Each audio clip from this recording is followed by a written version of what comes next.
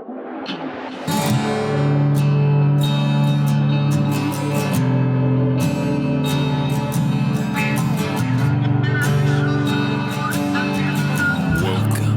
to the InnerVerse.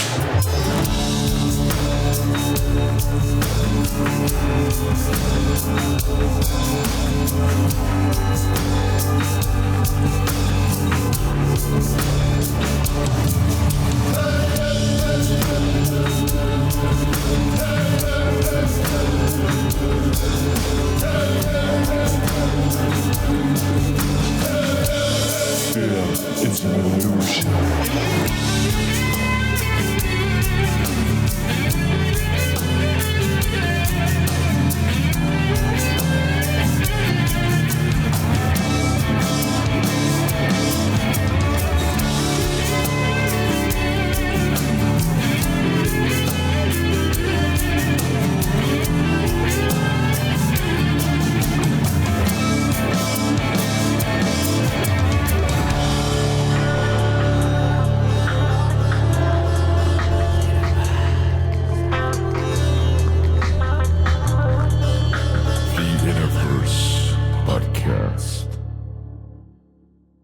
Welcome to the One Within All, to another episode of InnerVerse podcast. I'm your host, Chance, and today we are diving back into the deep depths of the cosmic womb and helping ourselves and hopefully our friends and family with some of the information that we are going to pick up today regarding the most sacred aspect of our existence here, probably.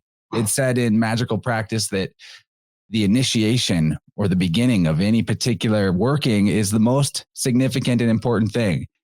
And I would say that there's not much more magical than actual birth of a human being, an entire infinity encased in a body. So, you know, this idea of early life birth, getting it right, it's not that you're doomed if you don't, but it's going to be a lot better if you do, or easier perhaps, get past certain challenges at the onset instead of seeing them show up later. And what I mean by that is, like, when I do tuning process for people, I run into occasionally stuff going back from 1-year-old, 2-year-old. I actually had a client this week who the root of her issues that she was trying to overcome, and she had no idea, stemmed from when she was about 1 year old, like give or take.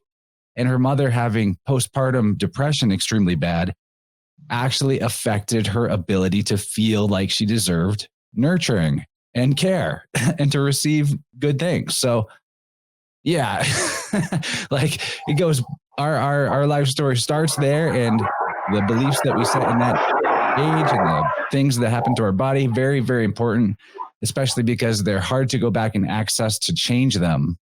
Maybe a lot of people never do or realize what went down. So all of that's on the table. I haven't even introduced the guest yet. Sorry. This is Elise from familyfungi.net.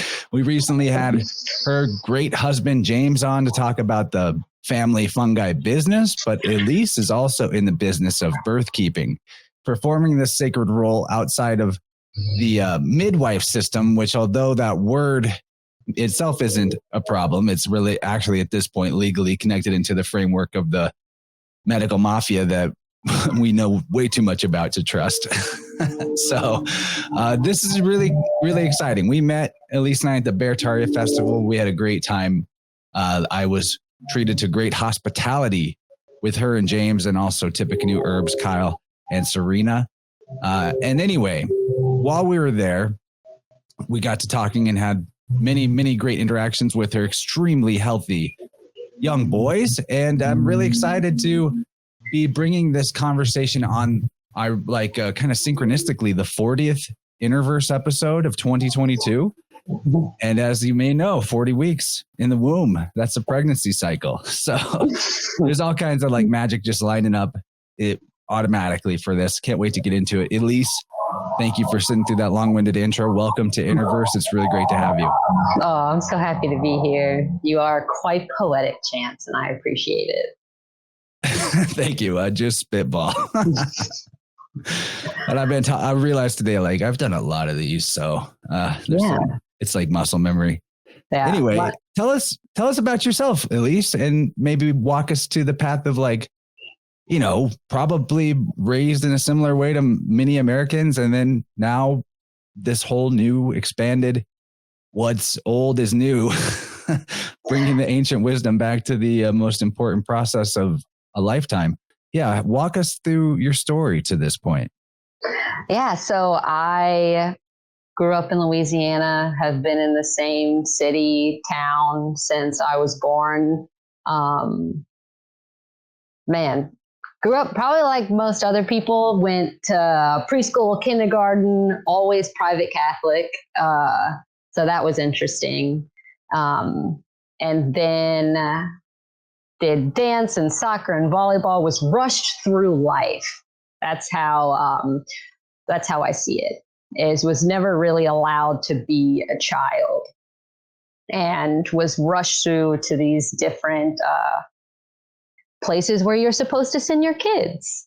There's a process that you go through. You give birth in a hospital, and then you have your child, you get a nanny or a daycare. You send them off so that you can go back to work as a mother, as a 2-income household, so you can afford all the cool toys and games for the adults as well as the children.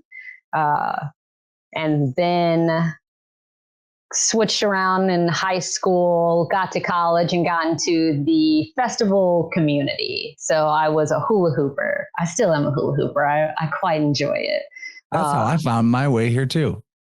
Always, dude. Always. It's always someone that not hooping, but festivals. Yeah. Like you go to festivals and then you do these psychedelics, and which are, in my opinion, I say supposed to, but you use them to go inside of yourself. That's why they're called medicines. And so you do these things in a high energy intensity area, and you don't really even know what's going on. You just kind of feel good. And then I joke, then you go to India or something like that. And you're like, I got to meditate. Like there's got to be something else. So that's that's almost exactly how it happened, except we went to Nepal instead of India. Well, that sounds awesome. Yeah. I totally relate to your story. And it's like you have some of those deep inner world experiences. And then the next thing you know, and maybe this isn't for everybody, but for me, it was like, how do I stay connected to this without, full time? How do I make sure I never forget? Because every time I would dip my toes in that sort of infinite well of source, it would always feel like, oh, how did I forget about this? How did I forget that I am this? I have this connection. And then, you do more things, life goes on, your vibration kind of dips and it peaks and troughs and you forget again. And then when you come back around and dip your toes in again, you're like, whoa, I can't believe I forgot that everything is everything. Yeah, and I'm everything. Yeah. Yeah, it's actually funny because I had these crazy prophetic experiences at festivals where the last ones that I went to, I actually went blind, like I couldn't see. And I was like, oh, everyone else was like, oh my God, Elise, what's going on? And I knew it. I knew it because the medicine had spoken to me and was pretty much saying, how dare you do these things? How dare you use me in this way? And I completely jumped out. I was shook to my core and ended up doing yoga teacher training. And then was teaching at a yoga class here in my hometown. And then one of my friends called me and told me that she was thinking about becoming pregnant, or she was pregnant and really wanted a doula.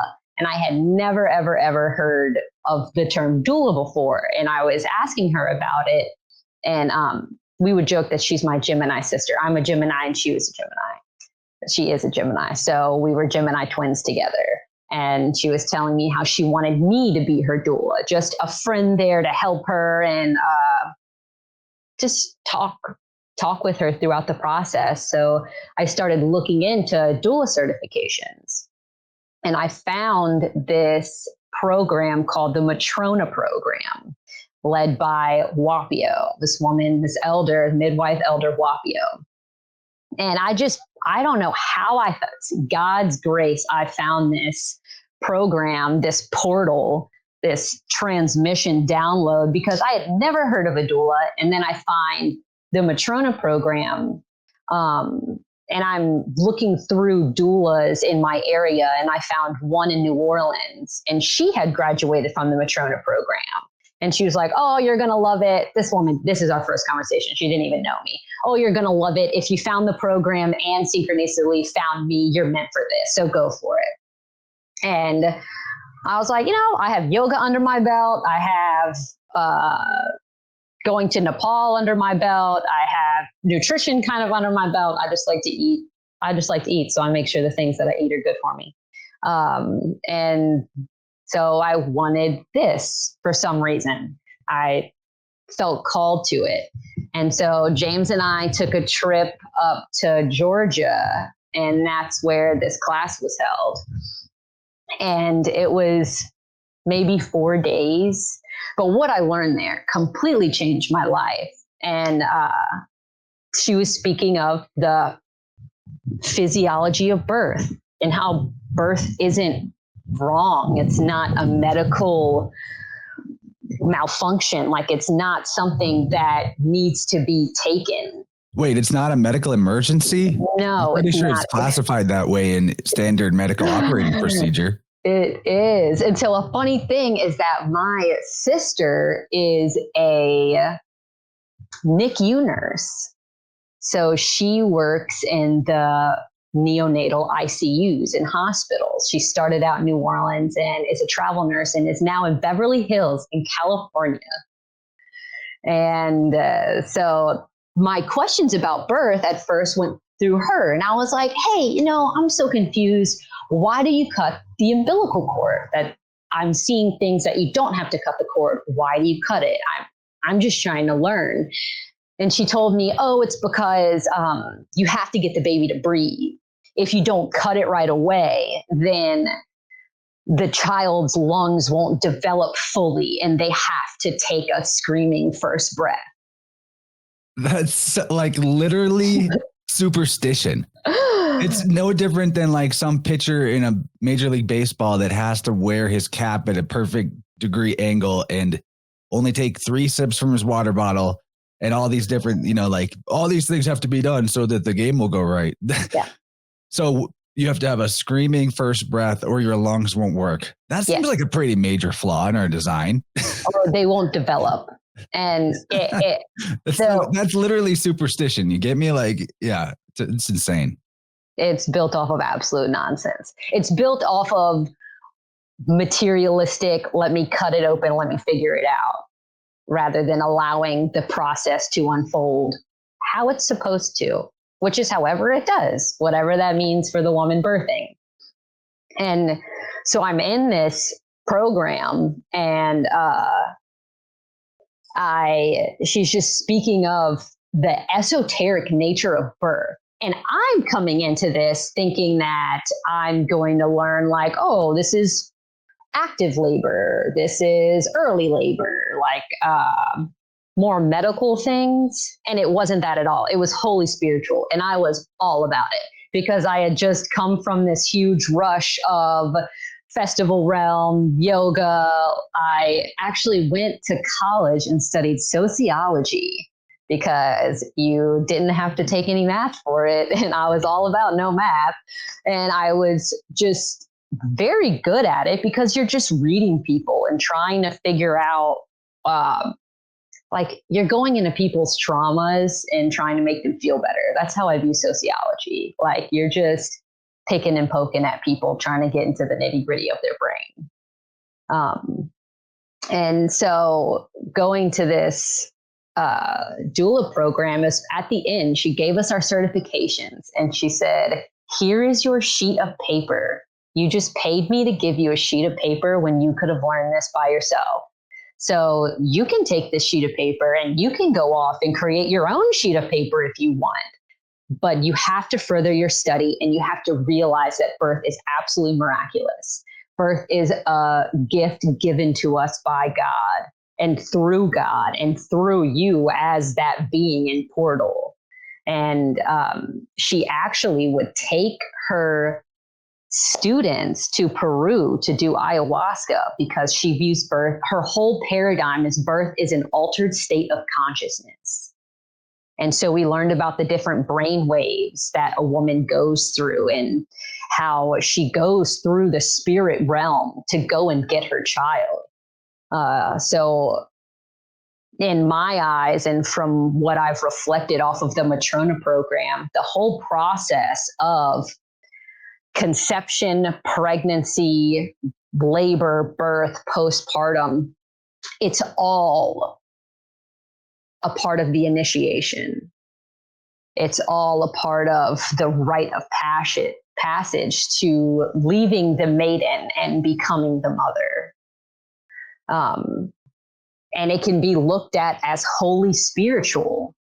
And there are women that come to me that are curious about this spiritual aspect of birth, but then they still hold on to a lot of fears. And they're like, oh, I get it, but I'm just going to go to a hospital. If you've had a birth at a hospital, it's your choice and that's all you need. Like, and that's the thing, is that women are asking other women for advice. And it's like, I can give you what I do and what I would do, but what do you want to do? Because I was actually pregnant at the same time as another woman that I knew. And our son, Emmanuel, that was just born 6 months ago, he'll be 6 months tomorrow on the 10th. I didn't even take a pregnancy test with him because I was like, oh, I totally feel like I'm pregnant right now. Because I knew the month before, I was like, man, I'm going to get pregnant. I just know I'm going to get pregnant. And I did. And I was in this doubting stage of, am I? I don't know. And then my friend gave me a pregnancy test. She's like, here, just end your worry, end your doubt, do it. And I was like, man, this is so materialistic. Why can't I just trust the creator? Yeah, that's hardcore to the level that you're describing. Like, no, not even a pregnancy test needed. My body knows, I can trust it. I mean, if I'm wrong, I'll find out. And if I'm right, I'll find out.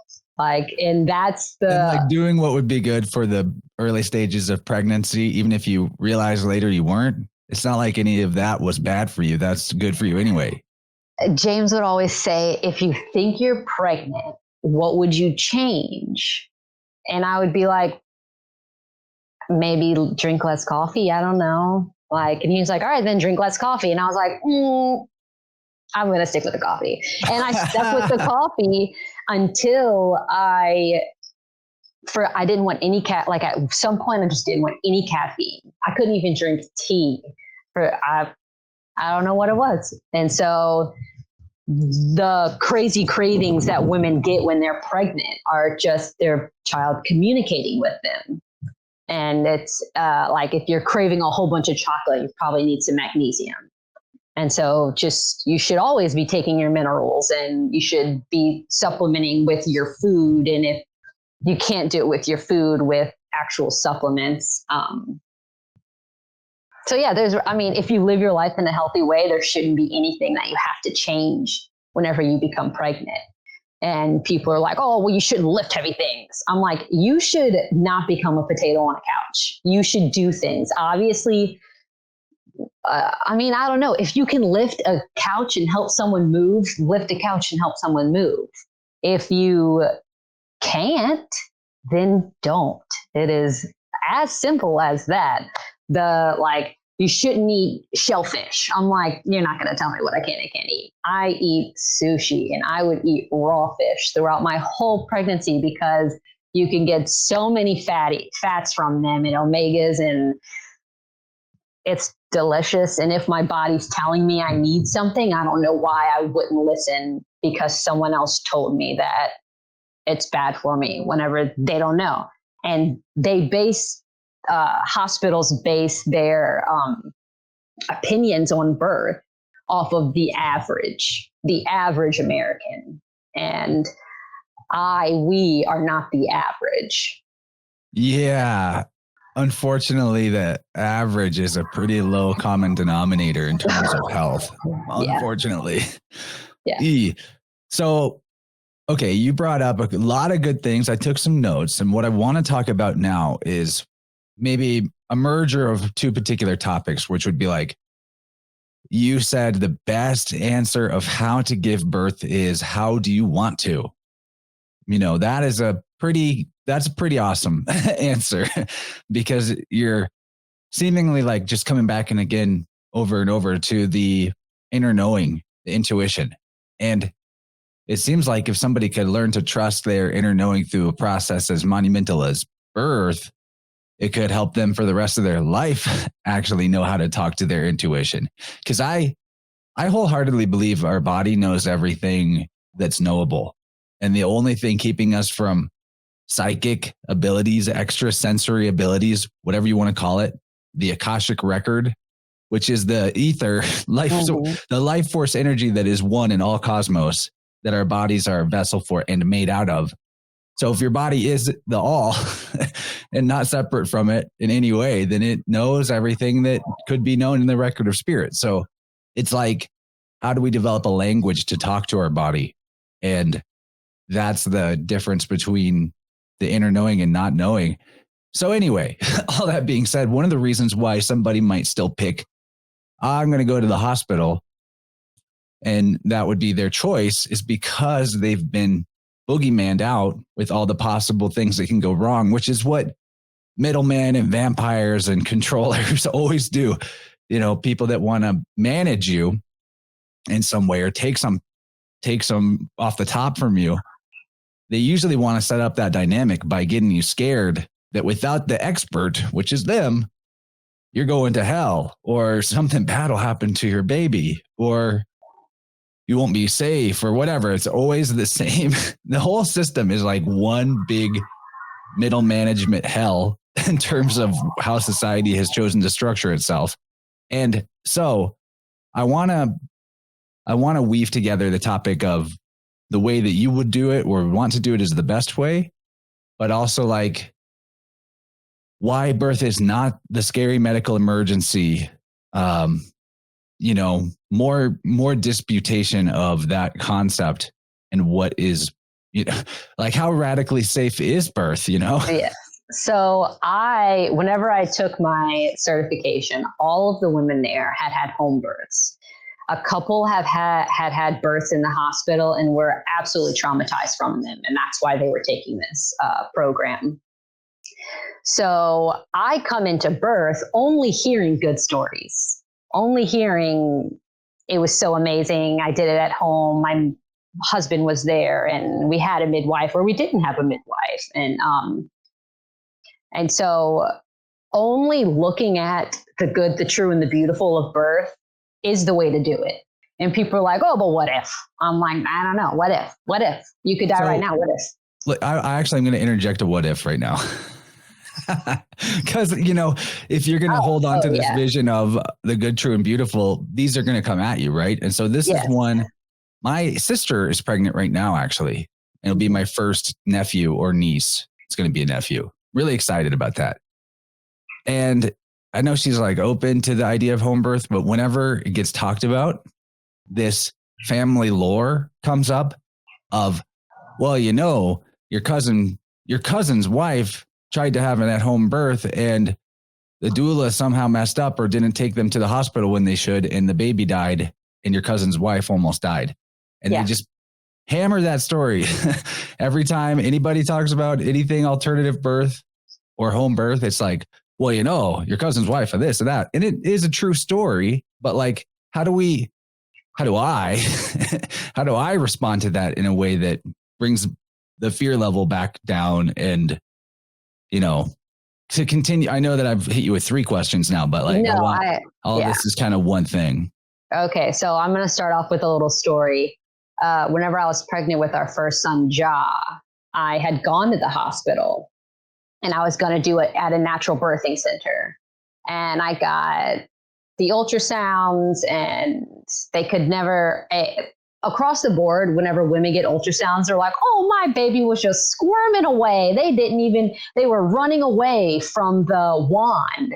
And I'm like, yeah, they don't want the radiation. They don't want whatever vibration this ultrasound is putting on them. And so they could never get a good picture of Ja's heart or his head. So they were like, oh gosh, you're going to have to get another one. He's kind of low weight. We can't even see his heart or his head. Sometimes babies are born without skulls. And I'm like, what is You could be a ghoul. I'm like, what are you even talking about? And so I go in to see the midwife, because it was a natural birthing center. These are nurse midwives. And I just start crying. And she was like, oh, you're pregnant. And I was like, yeah, I'm pregnant, but I don't want to be here. I know that I can do this. I don't want to be here. And she was so sweet. She's like, then leave. You can do it. I see videos of women giving birth in a tiny house. Like, you can do it. And I was like, yeah, I can do it. And James having a supportive partner is a 100. He was like, whatever you want to do. Like, I trust you. So what do you want to do? And I was like, I want to have a home birth. I know I can do it. I know I can do it. And so I tell my parents, they are absolutely appalled. My sister, who works in the NICU, was like, you don't even know what I've seen. You're going to kill your baby. You are going to kill your baby. And then my parents got their friends who were a paramedic and a labor and delivery doctor. They got them to talk to me and tell me horror stories. This when you see this as the big pattern that in this story you're describing, society is psychotic. They love it. Feels good to fear and like, oh, if something goes wrong, because it's a savior complex. Like, I gotta save you from yourself because you're gonna die, and if you die, what am I? It's extremely narcissistic. It is the psyop. They're psyoping you they're your savior, and your body and instincts and everything natural about you is base and evil and wrong. And so they need to save you with their religion, which is the medical system. Yeah, it is. You're so right. Yeah. And so they were telling, I went to a house and this woman was trying to have a home birth and she was about to die and her baby was about to die. And you don't even know what I've seen in the hospital. And I was beside myself with the whole thing. I just screamed and yelled at everyone and walked away pretty much. And James was like, why didn't you tell them something? I was like, what? Am I supposed to tell them that I meditate and I've sat with medicines and I've heard the voice of God telling me everything's going to be okay no matter what? Like, how do you convey that to people who sit so low in their minds? And I wish they could see it. Like, I wish I had the words to explain this, but it has to come from within. And everyone ended up feeling really bad after that whole scenario because I stuck with it. I was like, I'm getting a midwife. I don't care. I love this. You're standing in your jurisdiction with the creator rather than anything else. Rather than identifying only with the aspect that is true and the all and infinite. I love this. Yeah. Yeah. And while I was pregnant with Ja, I ended up having 3 dreams that I bled out and died. And I would have these dreams and I would talk to James about it. And I had a midwife for Ja's birth, and she was a state medical home birth midwife. And so I did the tests and the blood work and the checkups, and I did all that with my pregnancy with Ja. But ultimately, so I would talk to her about these dreams and she'd be like, well, how do you feel about them? And I would say, I don't know. I mean, I just remember giving birth, loving my baby so much, being enveloped in love. And then I would see blood and everything would go black. And I just would have to pray and send out good vibes, vibrations to the creator. Like, I always say it's going to work out however it's supposed to work out. And that's beautiful because no matter the ending, that's exactly how it was supposed to be. Owen Benjamin said, your guns can't save you, only God can save you. The hospital can't save you, only God can save you. What I see too is that we are, how I understand our relationship to fear and manifestation is like, if you don't trust life or source or the great spirit, and you perpetually hold on to fear about something, that if this happens, things won't be okay, then the lesson that you need, if everything here is about learning to trust ourselves and the higher force that we are also a manifestation of, then you're gonna get your fear handed to you in an experience of it in one way or another, until you learn to accept that even if this or even with this, things are still perfect and beautiful and it's all good and true. So with the dream version of that, it's like you're getting the offer of like, do you want to face this experience that you're afraid if it happened, things wouldn't be okay? And then you're like, I'm facing this experience and I know it's going to be okay no matter what. And so you don't need the experience in the real world. Yeah. But it's almost like that type of dream work, there's a way of looking at it as banishing, banishing fear and banishing the need to go through that particular type of tribulation, because you have enough trust and faith that even with that, you'd be fine and everything would be fine. Everything would be perfect. So does that all make sense? Like yes, it's like a training dream. Well, and also the biggest thing you hear with what your family says and what everyone says is, what if you die? And my answer is, you have to die. You have to die to go into this portal. How are you going to go into the spirit realm and go get your baby and meet God if you're so connected to your meat suit? How are you going to leave behind the maiden and transmute into the mother? If so, like my birth working thing is called the Great Mother Birth Works, because you become the great mother. And some people, I don't want to say can't, like some people just can't let go. And through their trying to hold on so tight to make it perfect and make it something, it's as if it all crumbles in their hands. And yeah, it's actually a problem with yin energy. If all you can do is focus, hold on, grasp, strive, and try, and you can't relax, forget, let go, accept. Mm-hmm. I mean, accept means more than one thing. It means accepting, like, it is what it is, and that's fine. But it's also like, I accept, and something is handed to you. And the yin is the receptive. And I mean, this is an issue for males and females, but especially in a left brain society, even many females have a problem with their yin energy and are too yang oriented, which is left brain. And anyway, so like what you're describing is that it is necessary to have that balance between the receptive and the projective forces, the trying and the accepting, the yin and the yang.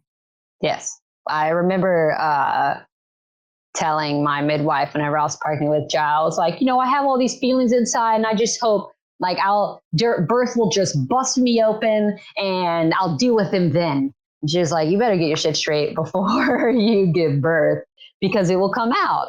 Your fears will come out. Your doubts will come out. All of these things are going to come just forward. Like a psychedelic experience. Just like a psychedelic experience. It's an altered state of consciousness. And that's why birth in a hospital doesn't work. And I'm just going to say it. It doesn't work because you can't get there in yourself. You have bright lights and people coming to pull you out of yourself every 5, 10, 15, 20 minutes. Are you okay? Can you do anything? Can I? You can't eat. Okay. So I'm going to just give you a rundown of what happens in a hospital. Yes. Basically just imagine being on psilocybin mushrooms as a substitute for giving birth, but like all the things that happen in the hospital room when birth is happening, but you're on mushrooms instead of giving birth. It would suck. That would really hurt you. That'd be a bad trip. It would be so awful. Yeah. So you get checked in, you get triaged. They put an IV in you just in case you need it. So they put an IV in you. They tell you pretty much what they're going to do to you. You can give them a birth plan. That's great. Give them a birth plan. If they're going to, the nurses switch in and out, depending on my birth with Ja was like 3 days long. It was so long. It was very intense. And so, but that wouldn't happen in hospital. They would just emergency C-section you and have you on your way. So you have doctors switching in and out, nurses switching in and out. So they're just trying to get a file on you. And obviously you go where you've been getting your checkup. So, you know, you might get, if you go to a birth center, you might get the midwife that you've been seeing through your whole birth, or you might have to get another one. And then your doctor might not be there. It just depends if he's there by the time you get there. So then you get put in a room and you get strapped with monitors and which makes mobility very limited, and birth is all about movement. You can't just sit inside. Your life is all about movement. You can't just sit inside and I almost feel like it's too heavy, like moving, opening up, allowing yourself to flow. This life is about, you have to flow, like be like water, my friend. That's it. And then if you don't progress a half of a centimeter every 20 to 30 minutes, you're not progressing at all. And so then they'll start, well, you need to do this. You need to do that. You can't, you're not allowed to eat. You're doing it wrong. You're doing it wrong. Yeah. Like you can't eat. And you can't eat because you might have to get an emergency C-section. So they're prepping you the whole time for just in case something happens, you got to get a C-section. So you can't eat, you can have ice chips. You can't really drink a lot. And imagine being in such a high intensity state of being and you feel low on energy.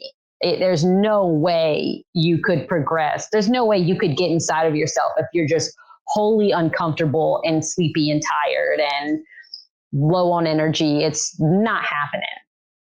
And so you don't progress, they give you Pitocin, and then Pitocin contractions are different than actual contractions because they're only like medicalized contractions, and you don't get all the hormones that come with being in labor and having natural contractions. And so they're way more painful.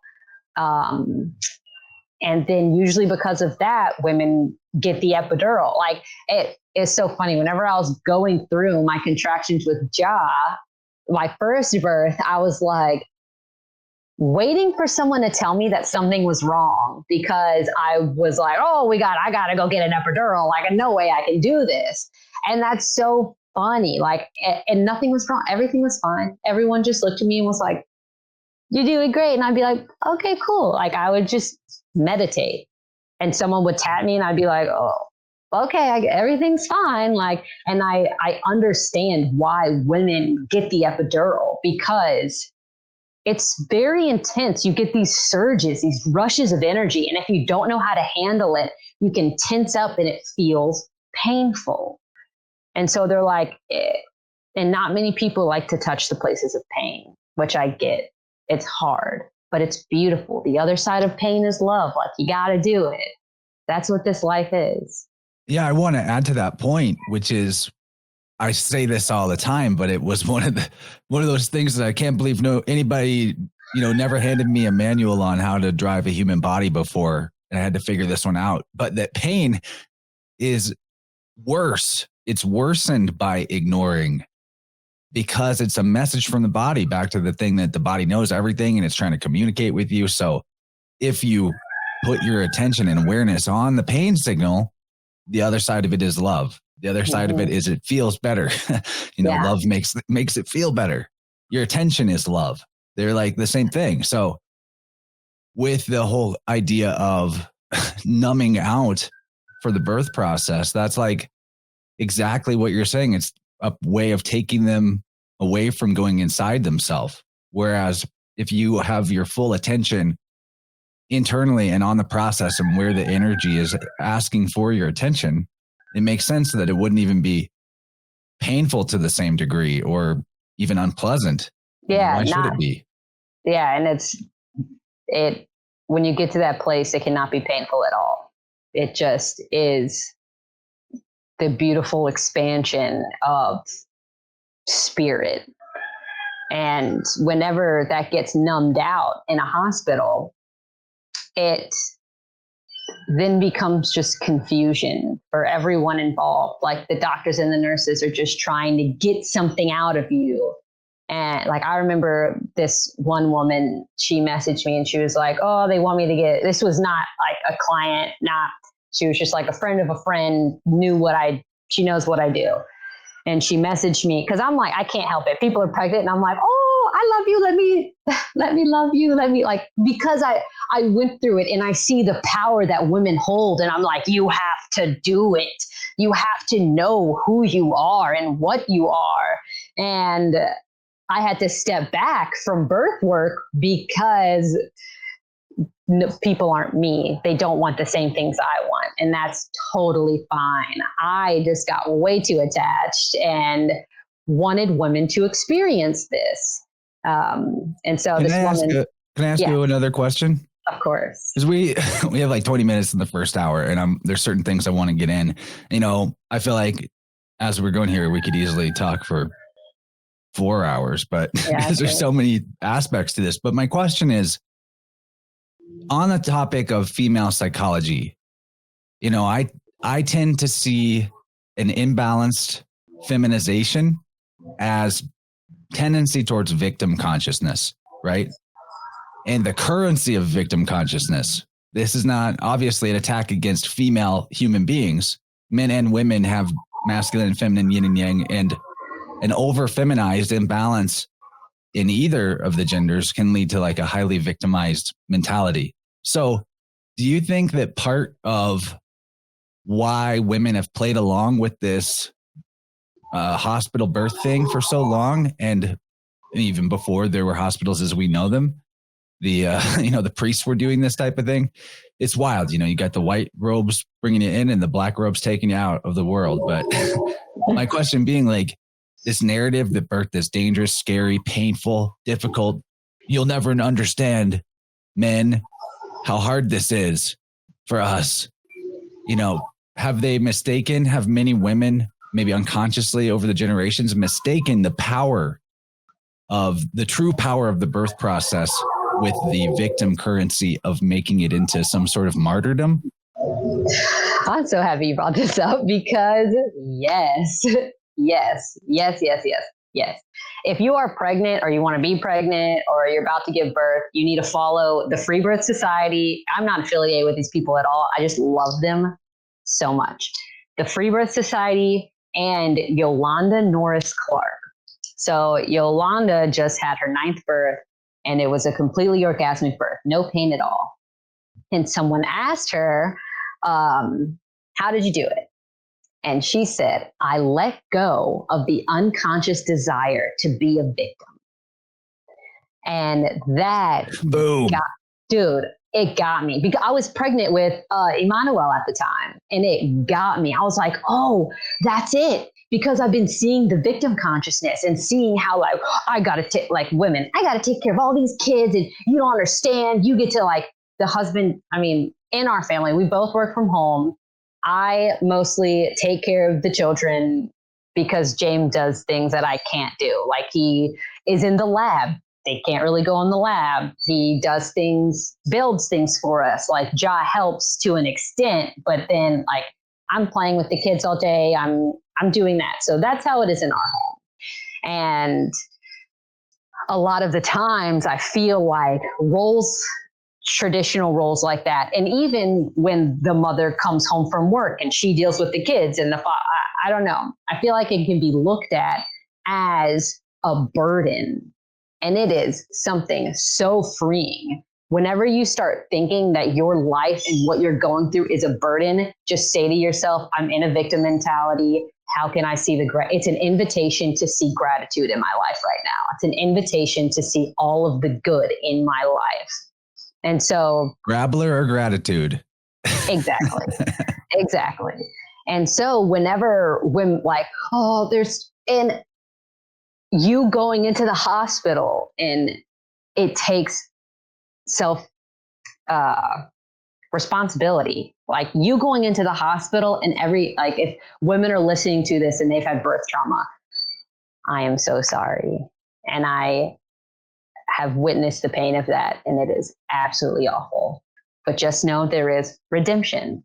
But first, you need to take into account that it is your fault. You asked for it. On some level, you willingly wanted this to happen. And that's a really hard pill to swallow for a lot of people, because you get absolutely raped in a hospital. It's awful. There's just fingers going inside of you all the time. And some people might not have that. Some people might not. Some people have probably had wonderful hospital births. And I am so happy for you to have experienced that in that setting. From what I have witnessed and been part of, like I don't do hospital births because I can't take it. It's like a war zone in there. You have to act like your doula advocates for you in the hospital. I'm like, I'm not trying to advocate for you. I'm trying to get Sounds on the like a courtroom. My criminal is giving birth some kind of sin because I'm right. Yeah. And what a birth keeper does is they just hold space. Like you're trip sitting for however long, like you're just holding space, bringing water, being like, you got it. Like, oh yeah, you're doing it. Like go, like you take care of everything else so that the woman can go inside and use her will and spirit to bring this child forth. And it is so, so beautiful. Like, as the birth keeper, do you have experiences like people report whenever they sit with somebody who's dying and they have like shared mystical consciousness experiences? Is that possible on the birth side too? Yes. I feel like it has to happen that way. Like you have to be in the vibrational space with the birthing woman. Like I had this one, it's almost like you're the birth witness rather than keeper. I mean, you're like keeping the vibe in a good place, but I'm sorry, continue. No, you're the witness. And whenever you can be the witness with the woman who is also the witness. I had this one woman I was helping, and she had a cramp in her leg. And before she could even say it, my hand was on the cramp massaging it. And it's so funny, like her husband, I was actually pregnant with Ja at the time. And so her husband was she wanted counter pressure on her back, and she wanted different things. And her husband was doing that. And I was just holding her hands, looking into her. It was like an open eye meditation for 4 hours. And that's what it was. That was the whole birth. And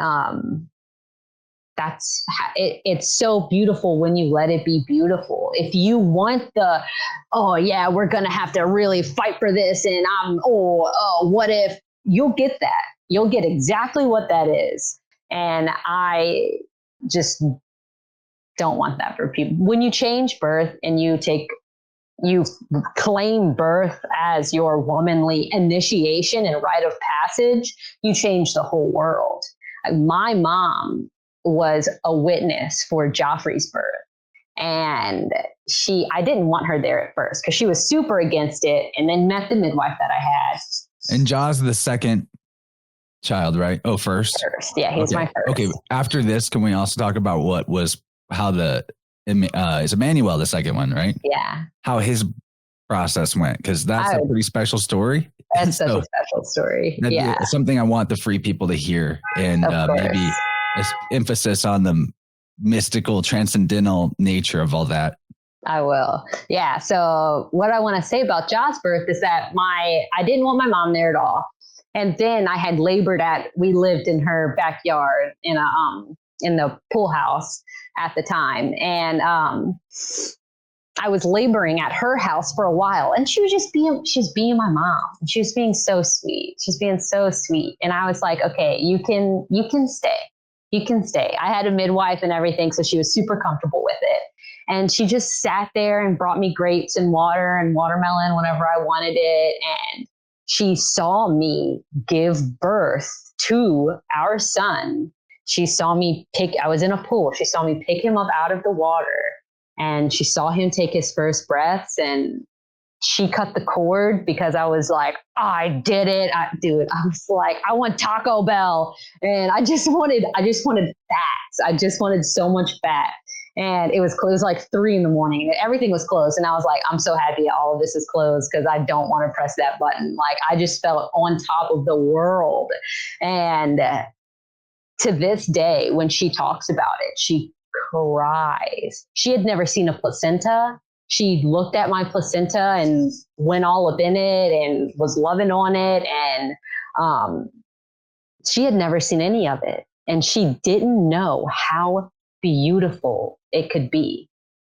And I feel like I healed that part of her and of my lineage of this traumatic birth. And I definitely did that with Manu's birth because it was a wild and free birth. And so I didn't do no midwife, no tests, no ultrasounds, just talking to God and hearing like, everything's okay. Everything's okay. Why wouldn't it be okay? And that's the thing, is like, why would something go wrong? And the answer is, we're talking a fully unsupervised birth. Yeah. So basically the heresy of all heresies. Yes. Yeah. And the biggest thing is, why wouldn't it be okay? And the thing that comes up is, well, because I'm broken. And if you think you're broken, then you're going to have to get someone else's opinion and someone else to tell you that you're not. But if you know that you're whole and you are beautiful and you are vibrant and growing a child and you're so wonderful, then what could possibly go wrong? Like, you are this vibration. And so Manu was super special because the whole lesson of his pregnancy and birth was, you just have to trust. You just have to trust me.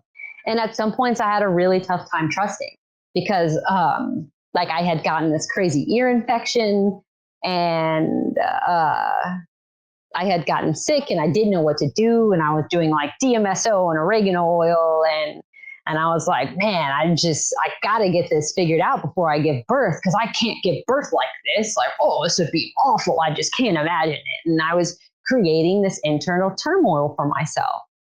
And I didn't do much while I was pregnant with him. Like whenever I was pregnant with Jaw, I would still like work out and lift heavy things and do all that. And with Manu, I really didn't. I was kind of lazy. I was also chasing around a 2-year-old at the time, which isn't an excuse. I'm not giving that as an excuse because next time I'll have 2 babies to chase after. And you've got to work your body, work your mind, do yoga, do something, move, baby. You got to move to get this baby going and to just love yourself. And so I had this crazy ear infection, and then we have a pull-out bed in our tiny house, and I pulled it out and had this sharp pain in my abdomen. And I was like, dude, I feel like I just got stabbed. Don't know what's going on. I'm telling my birth story right now. I love this story. It's so good. So I go to sleep, and I woke up at like 4 a.m. and my water broke. And I was like, oh, I'm so stoked. Like, it's happening. I'm so excited for this. Like, I'm so stoked. And then I passed this blood clot the size of my hand, and I was shooketh to my core. I was like, this is not normal. This is not okay. And I called my friend who had a free birth. Her story's really cool. I'll tell in the second hour. It's absolutely wild. But I called her and I was like, this is not normal. She was like, how many babies have you had? 1. She's like, so how do you know it's normal? When I was like, yeah, I don't. You're right. You're right. She's like, why are you trying to make something bad happen? I was like, I'm not. I'm just worried. She was like, why are you so worried? I was like, I'm being silly. All right. I'm sorry. And so then I just labored and hung around our farm and walked outside. And then I probably around so that was 4 a.m. and now it's 4 in the evening time. And I had passed another blood clot. And I called my friend who was my first midwife. And I was like, hey, this is super weird. I just don't know what's going on.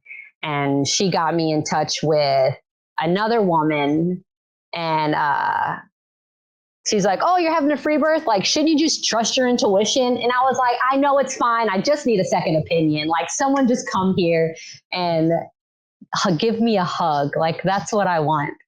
And so I had another woman come, and she brought a Doppler, and she was like, the heartbeat's fine. What are you so worried about?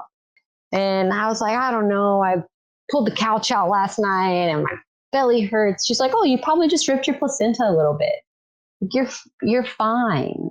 And that's the good thing about having a witness there for you.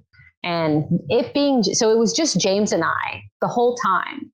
And it was beautiful.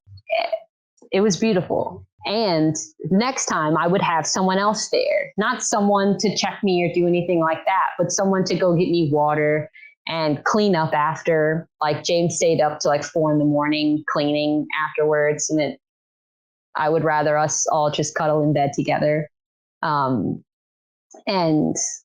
so my friend left, and I was like, yeah, her reassurance, I needed that.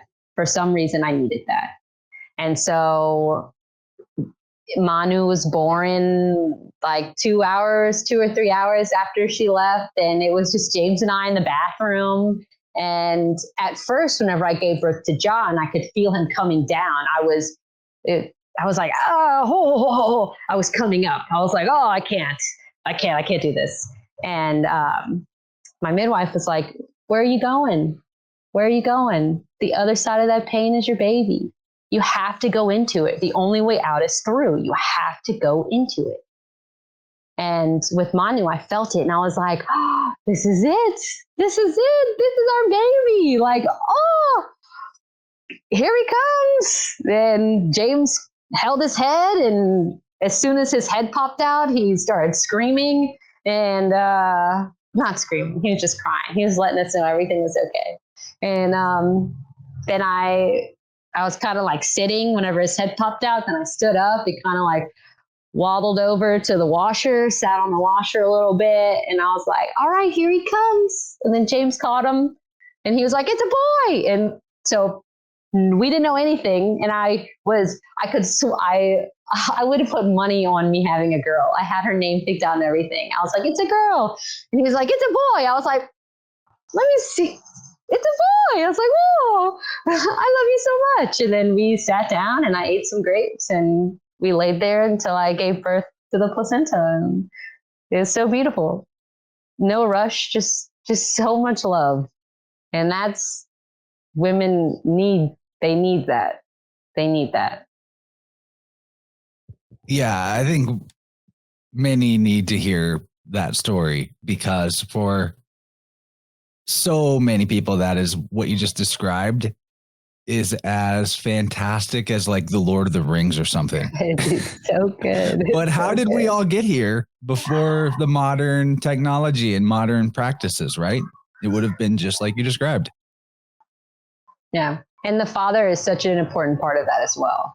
Like, I really want to hit that home in this first hour too. The father holds the mother and is as a protection barrier, and is just as much a witness as he is a participator in the experience. Like, you both got the baby in there. You're both going to get the baby out of there. And it's actually, the witness of the father is back to that idea of being a birth keeper, birth witness. Their ability to trust the mother is probably a huge factor on how much of the mother feels like they can trust themselves, because your energies are so intertwined. Yeah. I mean, dang.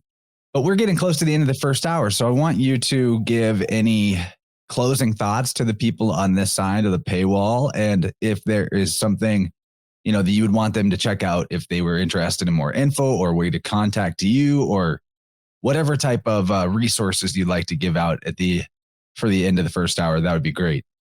Yeah, you can contact me. Our email is familyfungi.net, and you can send me an email through there.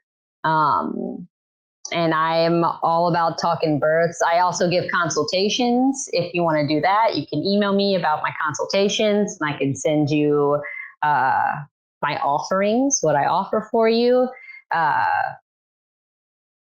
Just, you got to trust yourself and know yourself. And a lot of people ask, well, what if my husband isn't on the same page as me? And I'm like, you gotta figure that out, like way before you have a baby. Like, I'm super, like, James and I are on the same page 100% about everything. And that's how a union should be. Like, having a birth is something otherworldly, and you got to do it. You just have to do it. Like, every woman has to do it. You don't have to do it. I understand. There's some women that don't want to, and they don't want children, and I get that. But if you are in that realm of wanting to be pregnant, it's so beautiful. And don't let anyone tell you that it's not. Don't let anyone tell you that if they don't support you, don't talk to them. I didn't tell anyone in my family how I was doing my second birth in pregnancy. They'd be like, do you have a midwife? Do you have all this? And I'd be like, you have to trust me. I don't want to talk to you about it because my first time I did it, you were very mean to me, and I don't want to tell you.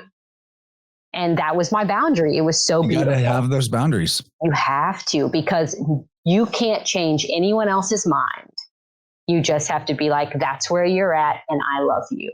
And this is where I am, and I'm going. So just trust yourself. Very well said. Yeah. Wow, this has been incredible. I'm so grateful that we got to do this, and we have a whole nother hour to get deeper. And, you know, some things are just not that acceptable to discuss on the public social media platforms. So we'll get into a bit of that.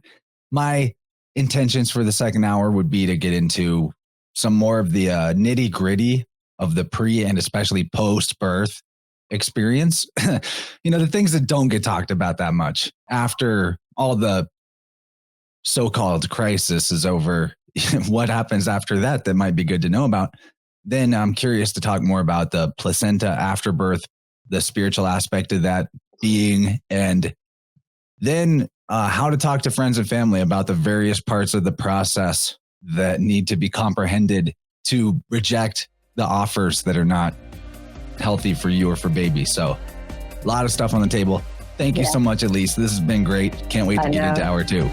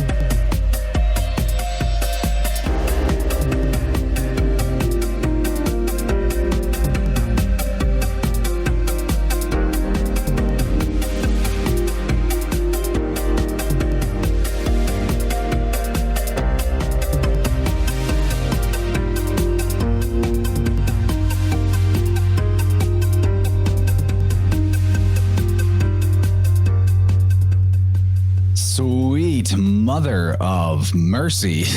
That was like a huge episode.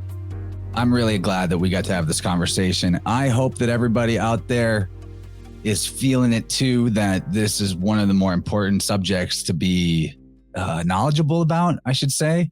Knowledgeable, aware of, because it isn't just about doing it right if and when you have your own children. It's also about going back in time for yourself and recognizing your wholeness. You know, it's kind of like the Kurt Kallenbach stuff, that were you, did you come into being at the point that you were delivered in the hospital, or did you exist before that? So we're repairing that cut between yourself and your source in a lot of ways by getting a more accurate perspective about the entire process of creation, right? Like this is the most powerful magic that human beings have got access to. And it's really been grappled in the modern age to make it look like, to make mothers and people identify with the victimhood of, oh, it's so dangerous, it's so scary, it's so painful. And I just love how Elise brings unbridled confidence to the entire equation. Confidence in her own body, trusting her own body, that the woman knows what to do intuitively, instinctively, right? How did we all get here before the modern age? They'll tell you, oh, so many died in childbirth and so many died in pregnancy and everything was going wrong all the time. I don't know about that. Were you there? I don't know about that. Seems like a lot of us made it, to me. And ultimately, it comes down to the trust that the wrong thing never happens, and that exactly the lessons and the experiences that one needs are what one receives, and in a way creates for themselves. And that's a good perspective on bridging the seeming divide, which is only mental and it's not real. The divide between ourself and our creator or our source or the creative intelligence of reality, right? The Most High, the Supreme Being.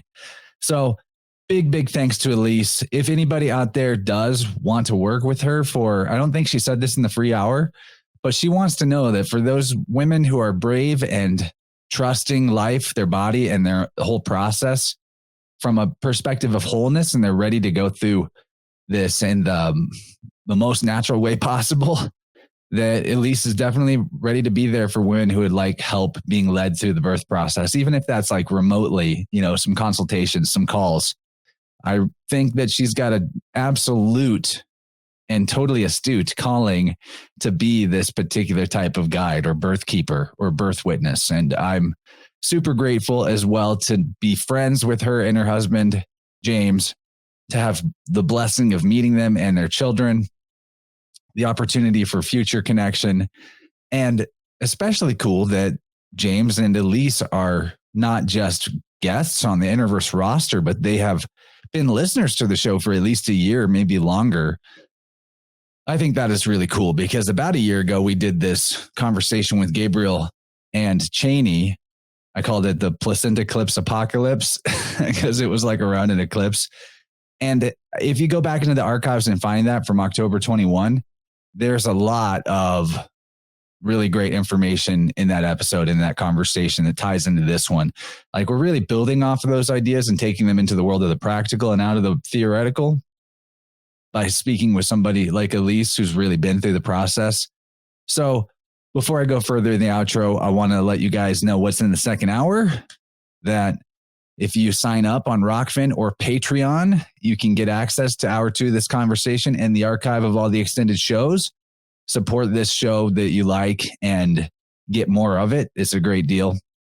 And in the second hour, we talked about some of the gritty nitty body and mind changes that occur during and post pregnancy.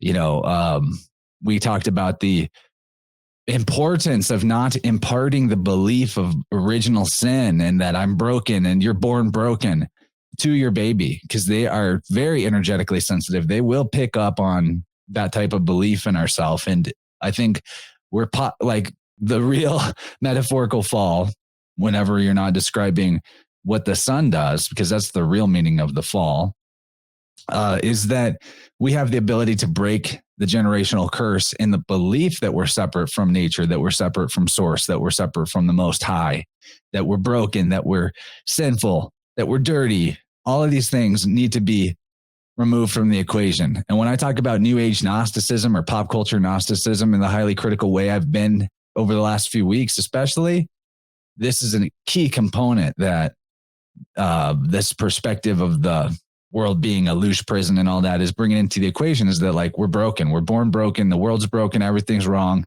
ultimate victim consciousness. And I love how in the first hour of the conversation, we got to really dispel the whole victim consciousness thing, and like how where the profit in it is, but how that profitability is an illusion compared to the true wealth of an abundance of wholeness and not being a victim. Super good. And then in the second hour, we also talked about how to talk to family and friends who may be pregnant or trying to conceive about many different things. The elephant in the hospital room, aka circumcision, the also standard operating procedures post-birth in the hospital, such as cowpokes and vitamin shots and goops on the eyes and all that. And then we had a really deep conversation about afterbirth placenta, when or if or how to cut the cord, placentaphagy, aka the consumption of placenta, why that may be beneficial. Is that a connection to the wisdom transmission from ancestors? Is this part of the great work? Is there a reason why women report feeling angry when they can consume the placenta? Is this part of the message from the ancestors? Really deep stuff. And we talked about the spiritual aspect of the placenta, as well as potentially the divine twin of the baby, the physical baby. And there's way more than that in hour two, but I just wanted to give you a taste. And I hope you get in there and enjoy it and take this information to heart, and you're able to teach it and share it with others. And most importantly, live the example. There's a lot of things that I thought about during the conversation that I just couldn't fit in because I didn't want to interrupt her flow state. But why this obsession with the C-section? Why are the hospitals always setting you up and preparing everything every step of the way for the possibility and inviting in the seeming, the projected necessity of the C-section? Well, it's called a cesarean section because it's named after Caesar, who was supposedly born from the side of his mother, which is what the C-section is. They cut her open and take the baby out. But why is this practice named after Caesar? Where does this practice come from? It's really wild, but it's like, to me, I think it's an externalization, an exoteric explanation of something that happens in the sky clock. Because guess what?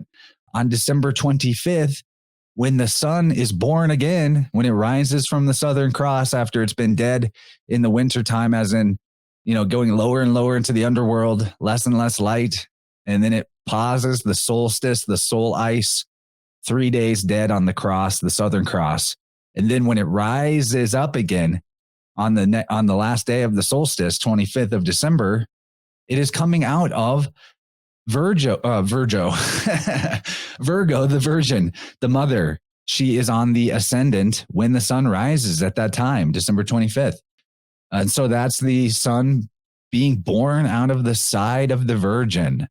And I could have got that astrotheology wrong. I'm pretty sure that's what happens in the stars, though. And I know for sure the idea of the C-section is coming from that astrotheology, and that even Caesar and probably the 12 emperors of Rome, all of them are probably astrotheology metaphors and not even literal historical people. Or if they are historical people, their history has been euheremismed, which is when you apply mythology to history and treat it as history to a person's life, and you add all this mythological component. So I think that's probably where the cult of the medics got the idea for the C-section being so so holy and so important, because that's the way that it happens in the stars. But obviously the people working at the hospital don't know that. Very few people know that, even though it's written up there in the sky clock every year at the same time at the winter solstice. And I also really love how Elise gets into this, and I'm sure she could talk more about it. I could listen endlessly about this idea of crossing over the veil between life and death to pull the baby directly from the source realm, the pre-birth, post-death realm, same place. And in that way, it's really cool because the living mother becomes the embodiment of the Trinity, of the Pistis Sophia, the Eve, who in the Gnostic creation mythology, which is not to be taken literally, but as a metaphor, Eve has this whole speech about she is her own father and she is her own child, that she's all three. And so in a way, if the mother is able to transcend and go deep within and not be distracted by all the hospital lights and all the, are you okay? Are you okay? And all the offers to be afraid. And she can just go through the pain portal and into the absolute. In a way, she's there with the quote father, which is the source, which is also a mother. It's not gendered. And she's there with the baby, the spirit of the baby, to ferry it across to the other side performing that Mercury role. And so in that realm of the absolute, where the mother goes to get the baby, she actually is merging with and connecting with the Father in the sense of the universal Father, the all, and with the spirit of baby to carry it across. In that moment, the mother is the Father, is the Son. To me, that's like completely beautiful. It shows you the three become one aspect that actually happens in nature and happens in consciousness. There's an experiential thing that mother can have. And can you imagine how much stronger a person is after knowing that death isn't the end and that there's this realm of wholeness that you're always connected to and you have access to, and it's within you and it is you? I love that so much. So yeah, other things that I would have liked to talk to her about maybe in the future, or somebody else that knows a lot about this, would be the whole idea of registering the baby birth certificate with the government. Like, do we do that? Do we not do that? How does that work? I know Gardner didn't do that with his daughter, and he had some interesting thoughts about it on a recent Vibrant that I had him on with LC King as a cool tangent. So I'd love to discuss that more, the legal side, legal sorcery. I brought this up in the Plus Hour, but to me, it's really interesting how Unum Sanctum, which is the papal bull that decrees that the Vatican is the only salvation for all the souls of the dirty sinners of the human race. Unum, I didn't realize until this conversation, but Unum is Manu backwards. And Manu is like Adam. It's like the first 3-in-1 Trinity. It's an Indian thing. It's where you get like Manichaeism. Then they created the idea of Christ as a concept and for a symbol for the sun. So that was a cool synchronistic weave that you can hear me expand on more in the second hour. Manu and Unum. I hope you heard about that. I hope you heard that, Gabriel. I feel like that's going to set off explosions in your mind for our resident slick dissident. But yeah, by the time this is coming out, my goal is to set this up to come out on the Sunday while I'm at Music in Sky. So I might not be there with you in the live chat for this premiere, but I'm with you in spirit and I'm having a great time out in California. And you won't hear me go on about like, come to Music in Sky anymore after this. You might hear me talk about how great it was for a while, but the time is finally here. I'm so excited about that. It's going to be great. It is going great right now in the present. When you're hearing this, I'm there now. So thanks for tuning in. And I'm going to, let's get you on the schedule for sound healing. One of the cool things about the biofield tuning process is it can get to the root of people's birth trauma. That's actually something that can be found in the biofield and assisted with, because we all know that we have probably experienced some birth trauma, but maybe the difficulty in integrating that is knowing like what the trauma felt like for baby, because we all might experience it differently in some capacity.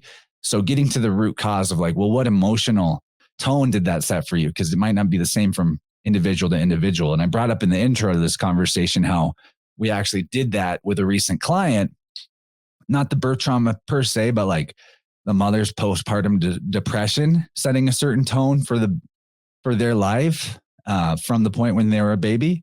So biofield tuning, powerful, powerful stuff to help you communicate your own needs back to yourself so you can see what fear and what pain to go through to come out the other side to wholeness, because we got to go through. The way out is through.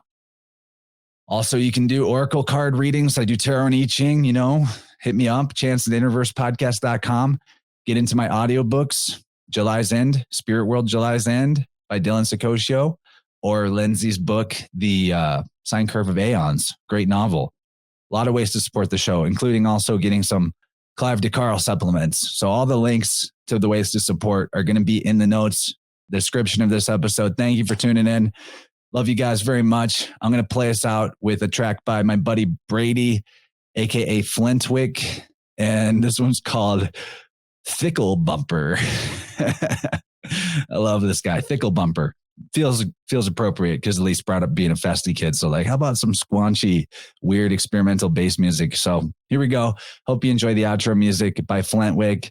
Show notes have got all the links to everything. And I hope you guys are doing well out there. I love you. And know your source, know yourself, know your wholeness, know that you can do it. Your body already knows how. Whatever it is you're trying to do, your body already knows how. Countless generations of ancestors have already done it. Nothing new under the sun. So, yeah, much love. Bye-bye, guys. Talk to you soon.